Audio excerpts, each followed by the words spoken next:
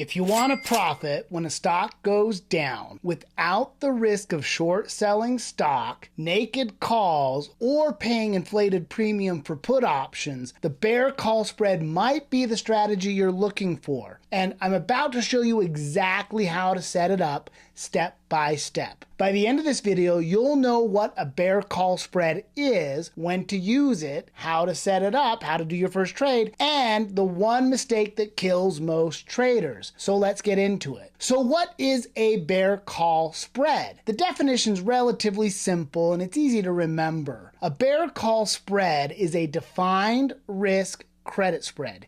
You use it when you think a stock is going to go down or at least stop going up. So you're not predicting a market crash. You're basically saying you can drop, you can go sideways, but you're not breaking out any higher. This is a bearish to neutral strategy. It's comprised of two legs. It's made up of two call options, and you place them at the same time. I'm going to give you an example here, so let's take a look. In the example I'm going to show you, the stock price is in a bearish condition, trading down at $181.47 per share.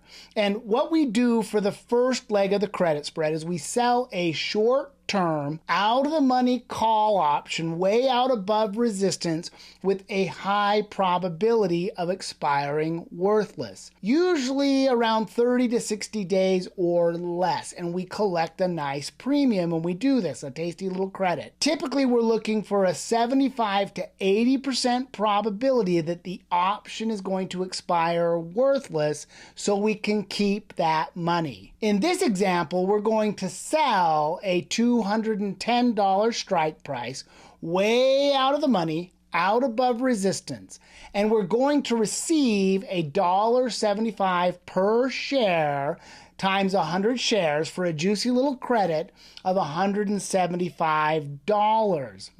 And that's the reason the credit spread is so delicious, because there's an 87% probability that this option contract is going to be expiring worthless, in this example, less than 30 days. For the second leg, you buy a cheaper call further out of the money at a higher strike price. Same expiration. Usually one or two strikes above the short call you just sold. That limits your risk and gives you protection. So you're selling a call way out above resistance with plenty of cushion and turning around and buying an insurance call a strike or two above that. And the reason we do that second leg is simple. It caps the risk, because selling naked calls is a fool's errand. Don't do it. We spend the money on the long call, $1.20 per share in this example, or $120 out of pocket, because it not only limits our risk significantly, it also reduces the capital requirements for the trade. And even though you're spending a couple of bucks out of pocket and we have less money, our ROI goes up, which you'll see here in a moment, and trust me, it is juicy. The reason it's called a credit spread is that you get paid up front.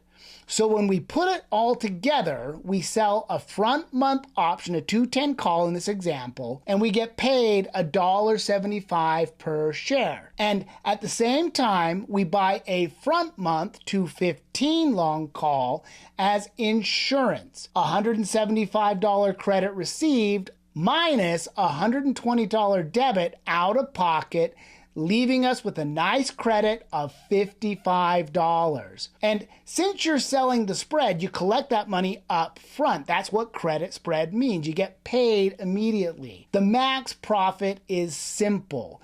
It's the credit you receive. It's the credit you collect when you enter the trade. Max loss is defined, and it's not scary. Your max loss is the difference between the two strike prices, the width between the two strike prices on the risk graph, minus the credit you collected. So if it's a $5 wide spread and you collect 55 cents, your max loss is $5 minus the 55 cents you receive, for a total risk of $4.45 per share, or $445 per contract.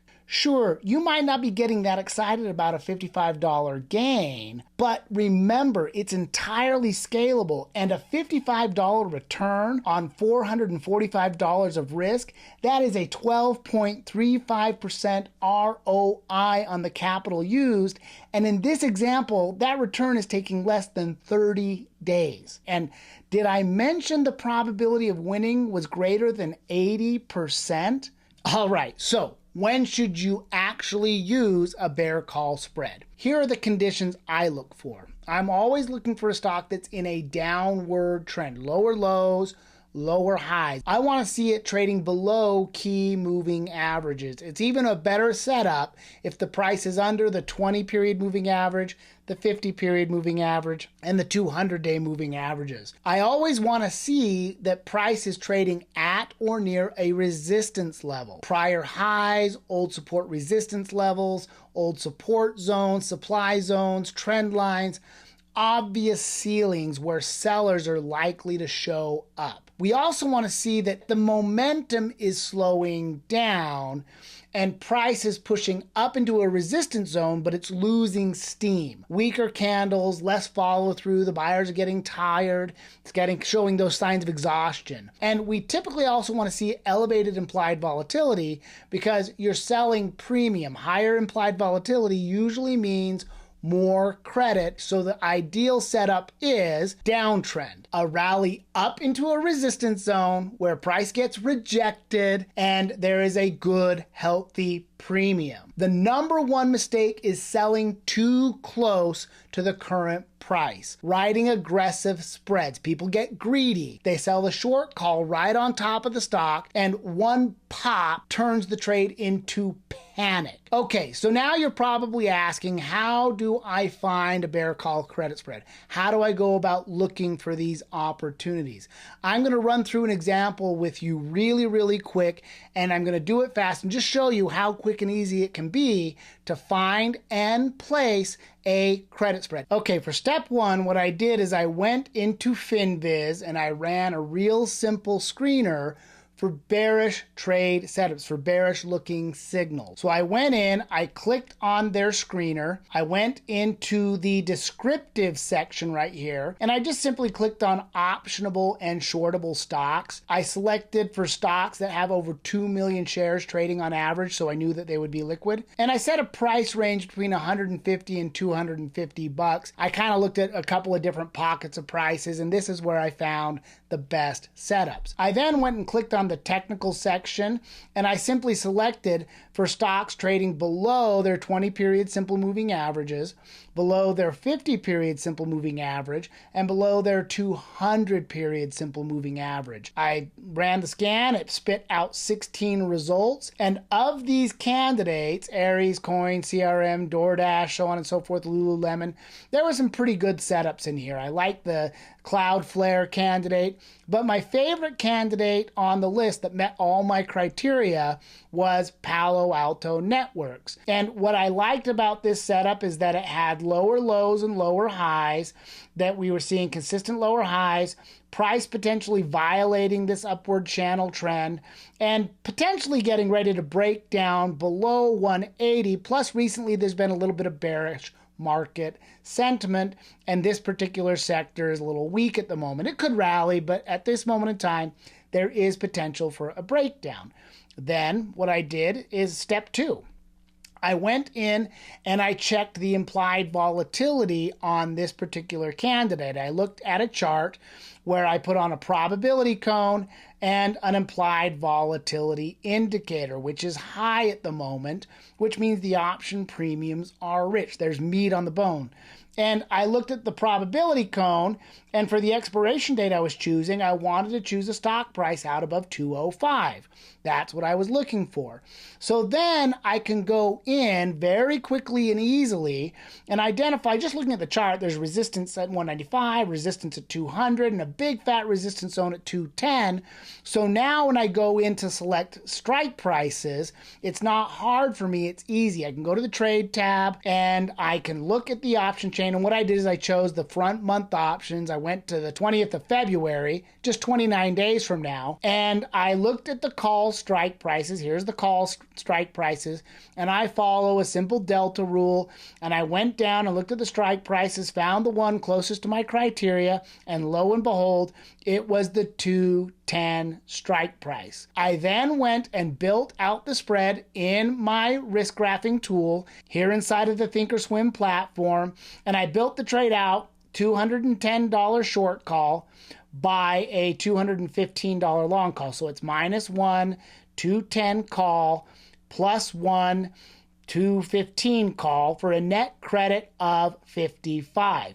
I look at the risk graph, I can very, very quickly see that on that 210 strike price, the probability that the stock price stays down below that is currently 89.76%, which means there's about a 10% chance that it goes above that, which it certainly could do, but it would have to show a strong reversal of fortunes for that to happen.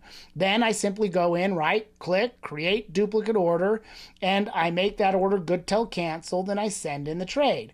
Now, I ask for the very absolute maximum of the spread between all the different bid and ask spreads, and this is a really nice credit. My hope is that we can get filled and talk about this trade in our mentor club. The whole thing literally just took a couple of minutes to put together from start to finish, and once you get good at learning how to identify these opportunities and finding them and planning and place the trades, the credit spread, the bear call credit spread, can be an awesome tool for you. The general rule here is that you want to keep your maximum risk to 1, maybe 2% of your account balance. My general rule is 1 contract for every $10,000 you have in the account, so that you also have money available to manage the risk, hedge if you need to, and learn how to roll the options up. We want to exit our winning trades when we're up. Anytime you're up 70 to 80% of the maximum profit, you can feel pretty good about taking the profit, take the money, and run. Cutting your losers short is essential. Nothing good happens above that short call strike price. There is never a reason to hold on to a losing trade. Never let yourself lose more than 2 times the credit. And if you do that, you'll win 8 out of 10, 9 out of 10 of your credit spreads. And the ones that become expense trades don't wipe out your gains. And a quick word on trade management, adjustments and repairs. That's my expertise. You can delta hedge and you can roll these spreads up in strike price and out in time if you have a losing trade and you want to get a new credit. But for beginners, just close the trade out, don't overthink it, and move on to the next trade. But if you want to become a great spread trader, you've got to learn how to hedge and adjust, because eventually a credit spread will run against you and you need to learn how to mitigate the damages. If this was helpful, make sure you watch my bull put credit spread video next. It's the opposite strategy and they can work together, creating an iron condor. And if you're serious about mastering options trading, check out the Cash Flow Academy in the description below, and we will see you in the next video.